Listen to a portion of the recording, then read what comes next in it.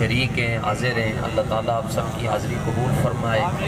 میں بھی تقریر کے لیے نہیں آیا، استاد صاحب رحمۃ اللہ تعالیٰ علیہ کے رفیق خاص اور آپ کے یار غار حضرت قبلہ پیر سید عرفان شاہ صاحب نانگا مست، آپ کا حکم تھا بندہ ناچیز حاضر ہے، آپ دعا فرمائیں گے۔